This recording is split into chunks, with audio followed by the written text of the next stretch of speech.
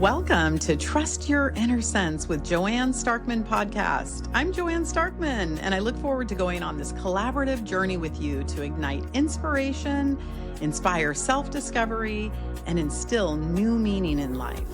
I'm excited to host a wonderful array of guests, including innovators, creatives, expert coaches, teachers, and much, much more who come together to share their stories. Each episode reveals how they've embraced their inner sense to pursue their passions and shine their unique lights in the world. We'll have thought-provoking discussions and chat about tools that will provide fresh perspectives to help you create a joyful and meaningful life. As founder and chief visionary officer of award-winning hair care brand Inner Sense Organic Beauty, I am also an avid meditator, platform artist, author, and mother of a special needs young adult. Over 20 years ago, I intentionally brought mindfulness to morning routines by authoring each affirmation on Inner Sense Organic Beauty's products, which we call Innerflections. You can check them out on the back of the bottle. It's my goal to have this podcast to be your warm and compassionate companion, whether you're on a journey for deeper meaning, seeking greater joy, or in need of love and healing.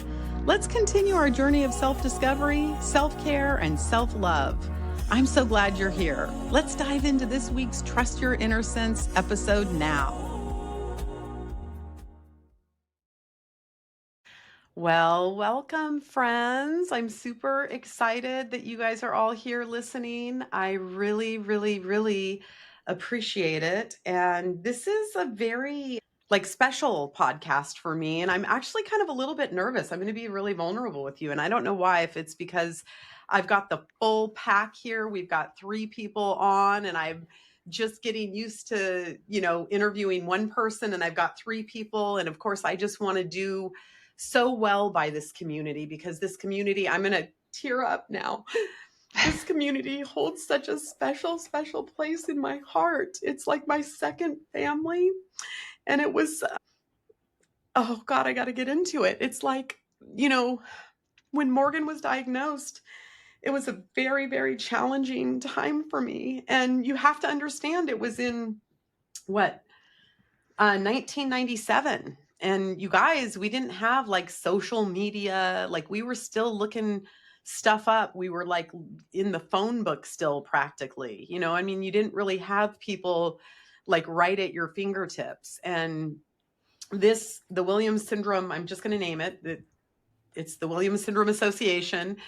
They were there. They're really the forerunners on all things Williams syndrome. And so I really leaned in hard to this community to be able to connect with people. And it was a lifeline for me. It was so valuable to have all the information, people there that understood what I was going through, and to, kind of calm my nerves and, really be able to feel like my life could move on, that it wasn't, this horrible cloud or diagnosis or whatever it was. Quite frankly, now from the lens that I stand in, it's the best community that you could be a part of. We are the fun factor and the loving factor and the lessons in life factor. And if you want to meet some of the most kind, wonderful people in your whole entire life, I feel so blessed. It's I feel like a magic wand was, waved over my family, and I got entree into this amazing community. And so I want to share it with you guys. I'm super excited about this, and I'm super excited to have 3 people from the Starry Eyed Podcast. And I guess I want to start. Well, we've got Joel, we've got Jen, we've got Brendan. Woo woo! We got the dream team here. And I think I would love to start with you, Joel, as far as who you are and what your connection is to the Starry Eyed Podcast and to the Williams Syndrome Association. And welcome. Yeah, hi. Thank you. It's great to see you. It's great to be here. I'm so happy that you have this podcast now. It's very, very exciting. Yeah, my name is Joel Listman. I am the Director of Family Support for the Williams Syndrome Association. But even more importantly than that, I am a dad to an amazing 14-year-old kid named Bennett who has Williams Syndrome. And let's see, I live in Minnesota and I produced the Starry Eyed Podcast and I created it a few years back. Amazing. Thank you so much for being here. And Morgan and I had the pleasure of being invited on the Starry Eyed Podcast. So we'll have to. Episode 8. Oh, Episode 8. That's how really? long ago it was. Yeah. I didn't know that. How many episodes do you have now? Now we're on to 58. The 57th episode just dropped. Wow. Congratulations on that. That's amazing. You're the Ocho. Yes. Yeah, the Ocho. I love that. Starkman's for the Ocho. Okay, there you go. That's amazing. Well, I'm going to hop it to you then, Jen, so you can introduce yourself and how are you connected to the podcast? How am I connected? Oh, goodness. Well, I'm Jen Keaton, and my very fiery, feisty, spicy daughter Stella is 14, and she was diagnosed with Williams syndrome at age 5. It actually was a very sudden thing, and it just blew my whole entire life up. And so I'm sure we'll get into that. But then several years into her diagnosis, I found myself wanting to do more for the Williams Syndrome Association. As you mentioned, it's a great resource for us as parents, and Joel and I are friends. So I was like, hey, you're starting this podcast. I would like to help. And here I am. So I am co-host with Brendan. And yeah, I think in this scenario, I'm number 2 because he is number 1. Oh, yes. I love that. Well, that leaves us with Brendan. Thank you so much for being here. Really, really appreciate it. And if you wouldn't mind, can you tell everybody who you are? Yeah, thank you. First of all, thank you for having us on. And I'm Brendan. I have Williams syndrome. I'll be 38 in August, and I am co-host of the Starry Eyed Podcast. Thank you for being here, Brendan. Does that mean I'm super into astrology. For those of you who don't know, your birthday's in August. Yes. Does that mean you're a Leo? Leos hold a very special place in my heart. Both my parents were Leos, and I love me a Leo. When's your birthday exactly? August 4th.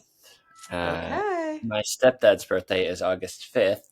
Wow. And my biological father's birthday is July 31st. So we're all Leos. All Leos. Rawr. Let's give it up for the Leos. Yeah. I love that. What are you, Joanne? I'm a Gemini. Hey! Yeah. Oh, do we have some Geminis in the house? Yeah? Yep. Okay, Joel. Okay. When's your birthday? You never know what you're going to get when you get us on. Yeah. I'm on the 14th.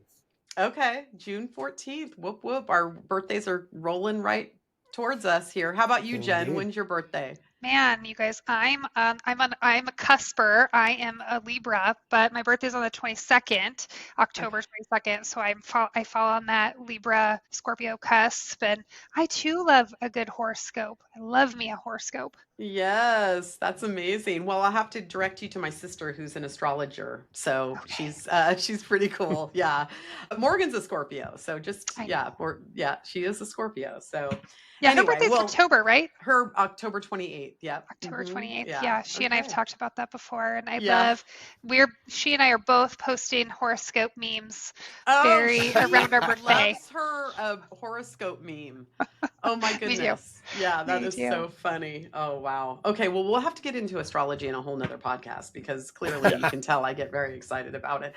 But I want to kind of ask all of you guys, like, what inspired you, Joel, to start the podcast? And then Jen and Brendan, like, what inspired you to hop on the wagon or hop on the train, the podcasting train?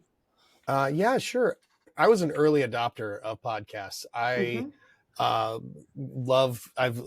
a ton of podcasts that I listen to regularly, and I hosted a podcast with a friend of mine it was a groundbreaking podcast. It was these two middle-aged white guys talking about movies. Never been done before. But we had it, it was a way for my friend and I to just sort of schedule time with each other every week. Yeah. And I love the medium. I love what we're able to do with it, both from an audio and visual perspective. And so when I joined the WSA, it was one of the first things that I proposed when I came on staff was to have a podcast. I believe it's a great way to get information out there, to promote what the WSA does. Because I mean, a lot of people are just like, okay, well, you're the Williams Syndrome Association, so you help people with Williams syndrome and their families. Well, what does that mean? Well, this allows us to do that. And one of the things that has been underserved and difficult to, for anybody with a disability is, especially adults with disabilities, telling their story. Mm-hmm. And so I wanted to have an outlet where adults with Williams syndrome could come on and just talk about what it is that they want to talk about. What is it that they're passionate about? So when I started, I knew that I had met Jennifer virtually first, and then fortunate enough to meet her in person at the 2022 convention in Chicago. Yeah. And, when you meet Jen, you just, it's hard not to just immediately like, oh, that's a person you just like.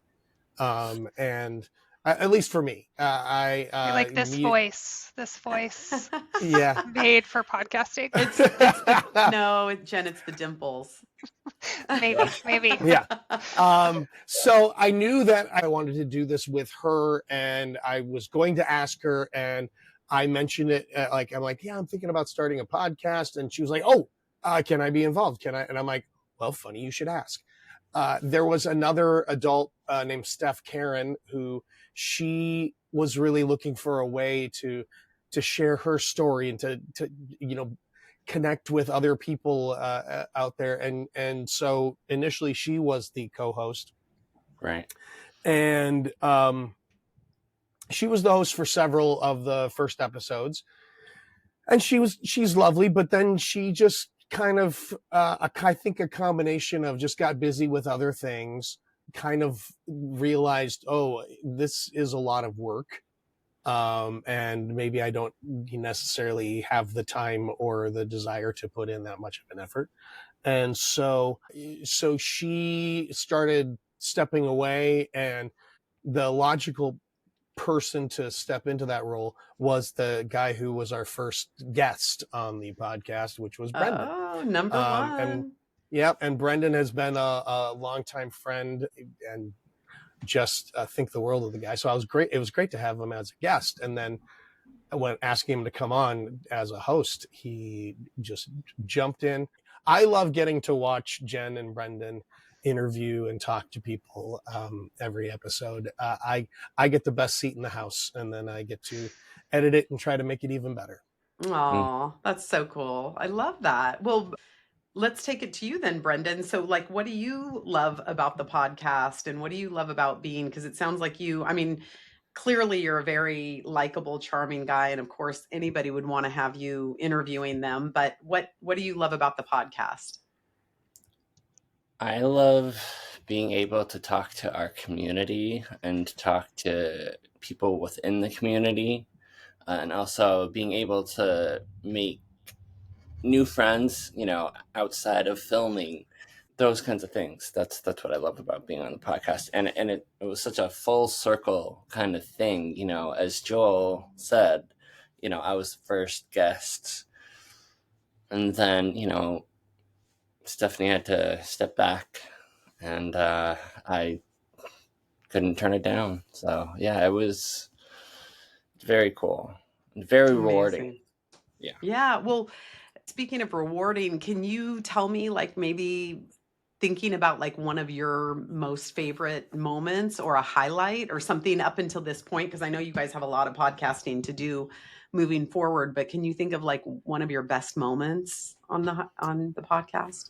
Yeah, when we had my mom on, that was that meant the most. one of the episodes that really meant the most to me, because she's like my ride or die, so she's always been in my corner, and to have her on was really cool and really special. And that, and having Dr. Poper on, she and herself is amazing. And Yes. those probably are like my favorite.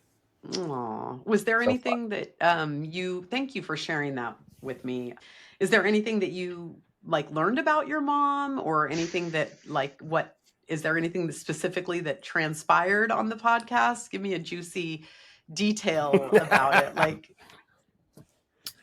well, I don't know. I think, during that time when we had the podcast, she wasn't feeling well, and so we had all got the flu pretty much. So that wasn't great, but it was fun nonetheless. oh, I love that. Well, thank you. That's amazing. So Jen, I want to go to you. Like, as a mom with to a daughter with Williams syndrome, yeah, tell me a little bit more about your story, and just what does that look like for you, being a mom to a daughter, Well, to a sassy, spicy daughter. I know you just started crying when we started this episode, and Yeah. I was like, oh God, it's like hitting me all in the feels, because I think you understand, and yeah, it's a journey. It's a huge chapter of my life. I'm gonna try not to cry. Oh God. You can try. You can cry if you want. You're like, you can try, not. You can try not to cry, but you you're can gonna. try not to cry. You're gonna. Now I'm You're gonna be gonna. Dr. Seuss over here. I know, it's okay. Yeah, that could be like a goal. Get people on the show, and then like, how long does it take before they cry? Right. Yeah, Stella was diagnosed at 5, and it was a very sudden thing. We had known that there were some things going on with her, but she's my first kiddo, so I just oblivious. And I was a working mom. I was a career mom. I was an executive in an industry that was very busy, and so I think my heart knew that there was something there, but I just was moving at light speed, and doctors just kept telling us like, well, there's all these weird things, but she's fine. And then we had like a situation happen where Stella was 5. She was in her 3rd year of preschool. We had elected to hold her back a year. So instead of doing 2 years of preschool, she did 3. And that 3rd year, we had a new teacher. And that first parent-teacher conference, she said, your daughter reminds me of a little girl I used to teach who has Williams syndrome. And I left that meeting, and I got on my phone and I typed it in, and all of this information came up, and I just remember seeing pictures of people with Williams syndrome that looked just like my daughter.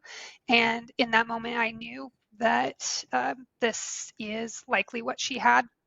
So then we sort of worked backwards into a diagnosis, and I did that all while trying to navigate, like I would say that there's the life before I had Williams syndrome, and there's the life I had after. So that moment while I was changing, moving into that next season of my life was really arduous. I ended up leaving my career, not because of Stella and her Williams syndrome, but definitely a part of the reason. And I just felt this calling in my heart to make a shift and do things differently. So the last almost 10 years, Stella will be 15 in July, so we're coming up on our 10-year diagnosis anniversary. It's been Oh, that's so a word now.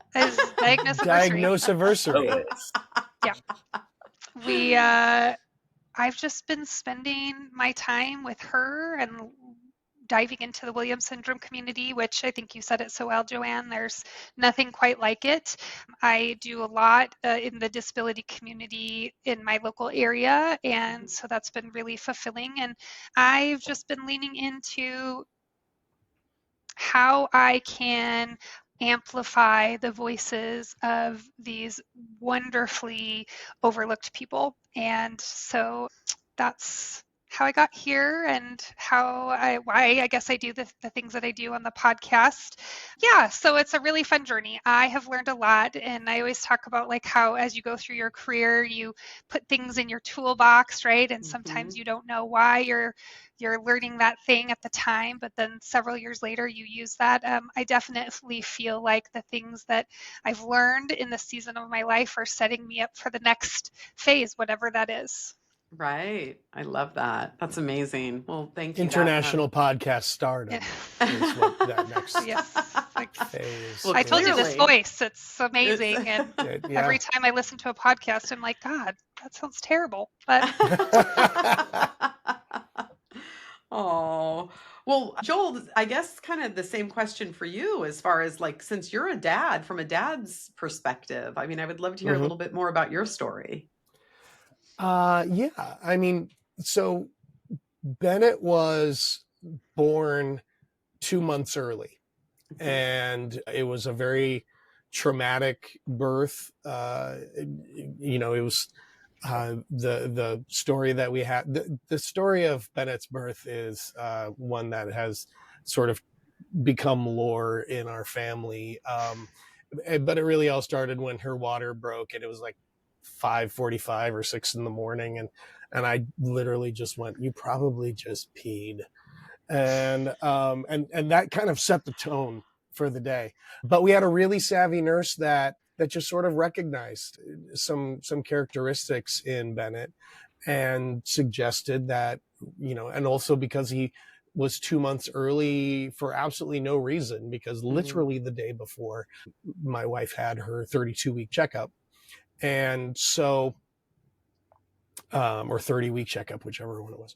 And then so we had, we got the diagnosis at about 2 weeks, and we spent a good 2 months in the hospital getting him home. And we did not have the greatest diagnosis story. The genetic counselor who spoke to us just really talked about a lot of those superficial aspects of Williams syndrome, and kept talking about our next child. Our next child probably won't have Williams syndrome. Our next child, the odds are, you're not, so, and we're like, to the point where we finally had to say, can we stop talking about this fictional next child and talk about our son? That would be great. So it was not too long after that. Actually, it was like little less than a year, because the first walk for Williams syndrome that we had in the Twin Cities, that since Bennett was born, happened to fall on his first birthday. So we kind of thought, well, this seems, that's a good happenstance. So we met all these other families, and that kind of sealed the deal for me. I'm like, okay, I need to get involved. At that time, I was a professional actor. And so it was I had a lot of my days were free because I'd go do shows at night. So my wife and I were able to sort of juggle the kiddo a little bit. And, and so then volunteered a lot. And then that turned into, when the pandemic hit and all of the acting work went away, I really leaned into learning more about advocacy, learning about the disability community at large, and specifically Williams syndrome. And that led to me eventually joining the staff. And so, so that's kind of my journey as to how I got here. And, and along the way, I've been able to meet some tremendous people, which is another reason why I wanted to start the podcast, was to get their messages out. We are so lucky to have you on staff. And isn't it incredible how, these situations kind of make our, pivot our life and take it in a completely unexpected direction that we never thought would happen. And I think I can speak for myself. I feel like so much better of a person because of it, right?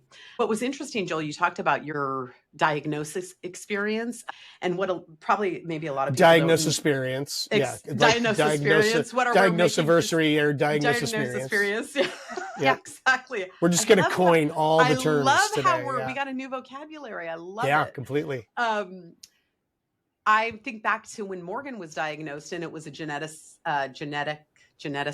Okay, now I'm twisted, tripping over my tongue here. But I was actually like 2 or 3 weeks out to deliver my son Max, so I was completely pregnant when Morgan was diagnosed. And I remember that like brief. She didn't kind of harp on the child that was not there, but there was a moment where she said to me, don't worry, this is not going to affect your unborn child or whatever. And I was just like thinking to myself, like, lady, I'm not thinking about this unborn child right now. I'm here because of this child. Like, it's just so funny. And they think it came from a very kind place. She was trying to console me. And so I'm sure that that's, potentially what was happening for you too. But there wasn't even a child, that there was no pregnancy there. And they were mentioning that. So interesting. Yeah, real quick. I mean, I think there's an element of it where a lot of people think that, and I think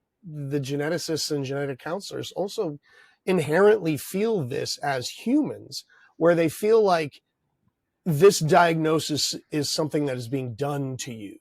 Like, oh, we've done this to you. And so that they want to be protective because they're good people. And so that's why I think they're like, it's not going to affect your other kids, or, they want to protect you from it because they feel like they've done something to you, which I get it, but it's also not the most helpful thing at that, maybe not the most helpful. Maybe for some, it's exactly what they need to hear. Exactly. At least in my case, it was like, that I need to talk about that little nugget that's in the other room. Exactly. Yeah. Mm-hmm. Well, nonetheless, all these beautiful Williams syndrome people that have completely, enriched our lives in so many ways and made us take journeys that we never thought we would be on. I want to bring it back to you, Brendan, as far as like, just the idea of how do you feel like you use your voice in this platform to empower others with Williams syndrome, who may feel a little bit different, or like maybe are trying to find connection. So what would you say to that? Like, how do you feel like what you're doing is empowering your peers? I think it's extremely powerful and empowering because I get to talk to people that our stories relate to. Mm-hmm. I can relate to like my life experiences to their life experiences. And, we have different viewpoints.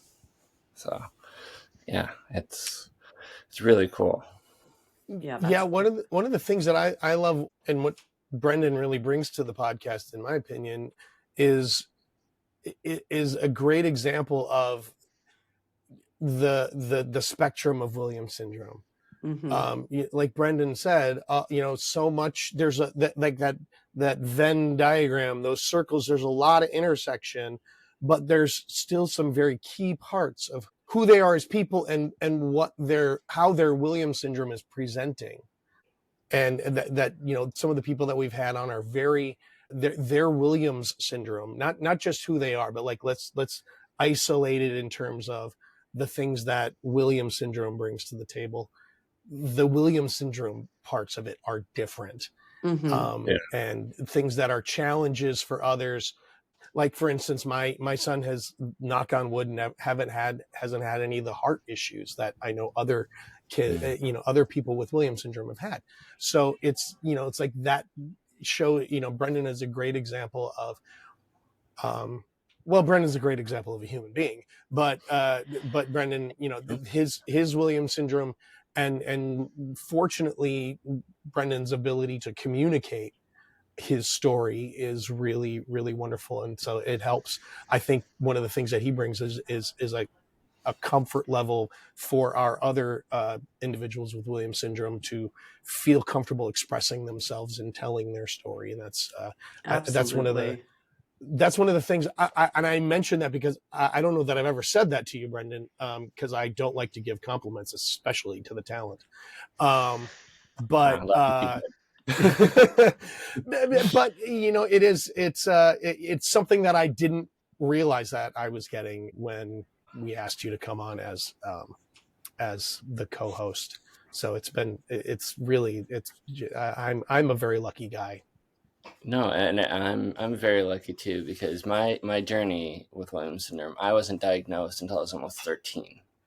Okay. So I was misdiagnosed with ADHD, put on Ritalin and all kinds of things, and was not the greatest thing in the world. And then I was properly diagnosed when I was like maybe 12-ish and wasn't, almost 13.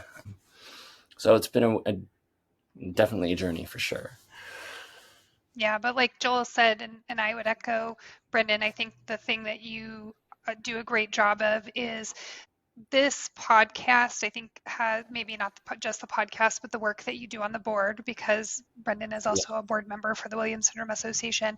It's really, I think, given you the confidence that you needed to step into your natural leadership abilities, and that's what I see from you. I see people feeling comfortable with you because they know that you can relate to them and their Williams syndrome journey, but I've also seen you be able to relate to the community at large, right? Like the parents of individuals who have Williams syndrome, the researchers and educators of those working with Williams syndrome. And I think that you bring stability to all of the things that we touch that's really important. So I know that you probably already know that, but I feel like it's important to say that it's definitely something that I think has really been highlighted since you've been on the podcast.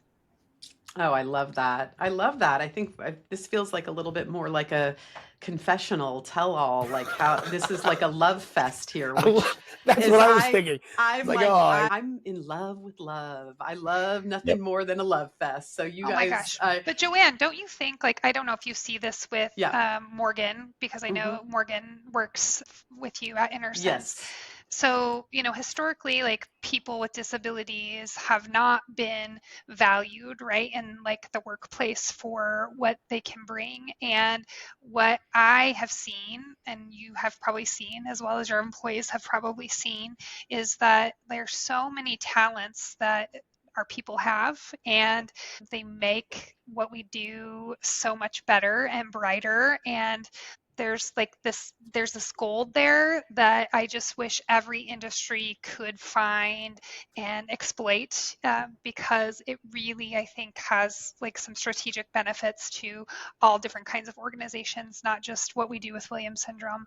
Oh, And I'm sure you've seen that, like I said, with Morgan and being the director of Joy, like that has created ripples, I'm sure, in your community that you never thought were possible. Oh, absolutely. And it definitely warms my heart to think that, Morgan, because I don't know about you guys, but as a parent, you think to yourself, like, at least I feel like I just wanted to be a guide and an usher to bring Morgan to her best place. And just knowing that every human being has a place in life, and we all want to feel valued and loved, and like we're contributing to something bigger than just ourselves. And that was something I always wanted for Morgan, and never knowing or realizing that it was going to be actually something that I created. It's just kind of mind-blowing to think. And sometimes I think for me, it's almost getting out of the way of these magical, wonderful people and giving them more space and more, a longer leash, and just kind of letting them, because sometimes I just sit back and I'm like, how did she create that? How did she make that magic happen? It just, the opportunities feel like they're just abundant and abound. And and when they get to like the place, like Brendan, right? Like he had all of these great things, right, all along. It's just who he is as a person. But then being able to be in the right place with his work that he does in the board, and now being able, he didn't tell you this, but he also was on MTV. What? Okay, back to yeah. Brendan. Sorry, Jen. I know. Put a pin in that, Brendan. It sounds like you are not giving all the dirt. Nope. You're being a little I'm laid back on getting there. that couch there and I'm getting not there. okay, let's hear it. Okay, MTV. That's like, wow. I remember when Yeah. MTV launched. That's Was cool. telling you how old I am. But anyway. Yep. It was an experience for sure. I worked on a show called How's Your News, and it was about a group of individuals with disabilities that traveled the country as a news group and a band. So we filmed 6 episodes. We filmed in New Orleans, New York, Austin, Texas, LA, Las Vegas. Yeah, it was crazy. You know, we signed our contract and we were off for 3 weeks filming and rock star status. Oh yeah, my it goodness. was interesting, you know. It was pretty cool. You know, there was ups and downs, but yeah. Well, so that which leads me to remind me, you play an instrument, right? I do. And I could play you tell us, what do you play? drums are my primary instrument. I also play a electric guitar, acoustic guitar, and bass guitar. And I build guitars on the side. Whoa, that's amazing. What's your favorite kind of music? What?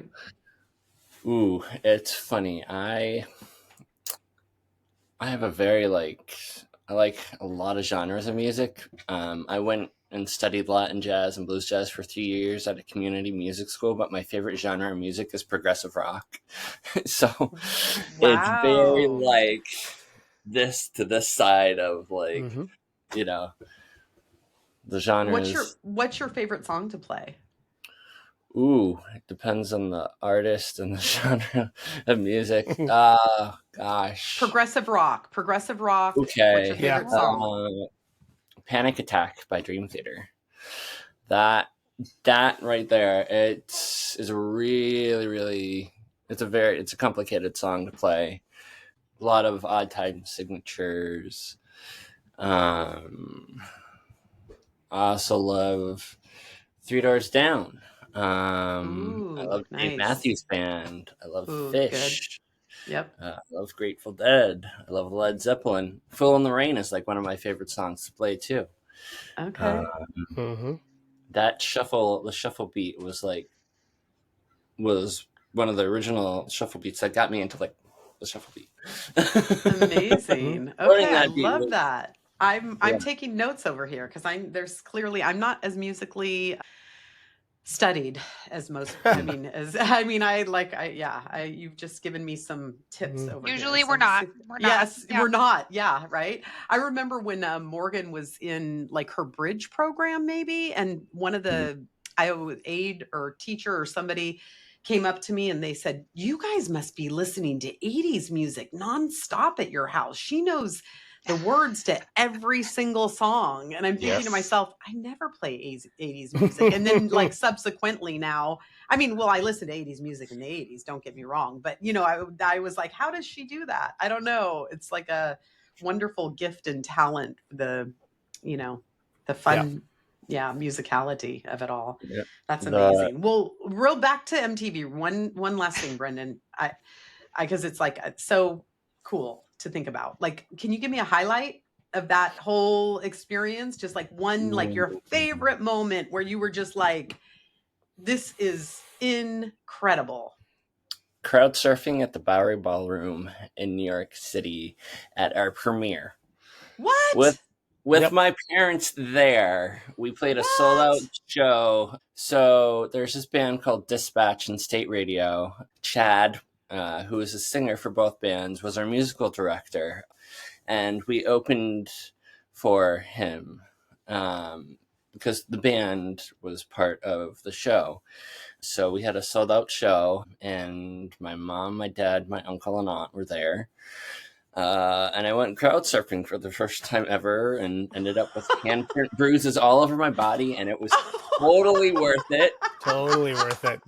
Totally worth it.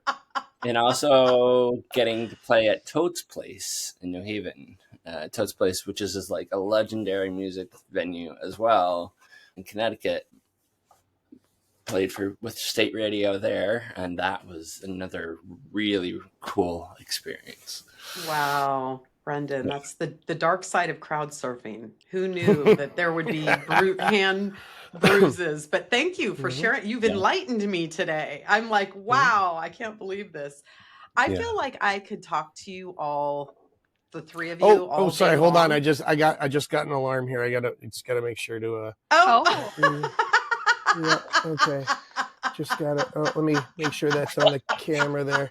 Okay, Joel. There we go. Oh, I see where you're going with that. Joel just brought out a bottle of our Renew Daily Active. Which Daily Active doesn't serum. It feel good? It's the best. Yeah. It's the best. It's keeping all those hairs alive, those hair follicles. Yeah, what little there is left, I'm making sure looks good and the scalp is healthy. Yes, that's what we need, all healthy scalps, for sure. Well, you guys, this has been like probably funnest to date right now. Don't tell anybody else, any of the other guests that have been on my podcast. I think you said that we're like the second, right? So the funnest of Yep. Early days, but we'll take it. We'll take it. We're number one. Someone's got to lead the charge. Yep. You are number one. We can get. I love it. Yes. Well, thank you guys so much for being here. Thank you for what you're doing. Thank you to the Williams Syndrome Association. It's one of my favorite partnerships, and onward and upward. Keep the eyes starry and keep it going, you guys. You're doing a great job. And thank you so much. And to my listeners out there, thank you for being with me. Please feel free to reach out, email me with like any comments. I want to hear your feedback. And to you guys, my guests, thank you so much for being here. This has been like a wonderful, wonderful experience. I appreciate it. Yes, and if your listeners want to learn more about Williams Syndrome, May is Williams Syndrome Awareness Month. Oh, yes. Thank you for that, Jen. Yep. Yes. So they can follow our show, which is the Starry Eyed Podcast, available where you get all of your podcasts, wherever that might be. Then you can also follow on social, on Instagram, WSA or WilliamsSyndrome.org. Joel, is that right? Did I get it right? Williams hyphen. The hyphen does a lot of heavy lifting. The Williams hyphen syndrome.org /podcast to go right to the podcast page. We also have the Starry Eyed Podcast page on Facebook. So we've got the pros here. I'm telling you. Thank you so much. I'm learning so much today. I really, really appreciate it. Yes, thank you. Amazing. It's an honor, and we love your sweet family and all you do. Thank you so much for joining me for today's episode, dear friends. I would be thrilled to hear which part resonated with you the most. Your reflections on today's topic and how it sparked action in your life mean a lot to me. Feel free to share your thoughts at podcasts@innersensebeauty.com or leave a review. I look forward to you coming back next week to explore another exciting topic together. If you'd like to dive deeper, be sure to check out the show notes for some valuable links. Until we meet again, take good care of yourself, know that you are surrounded by love, and always trust your inner sense. Wishing you all the best, friends.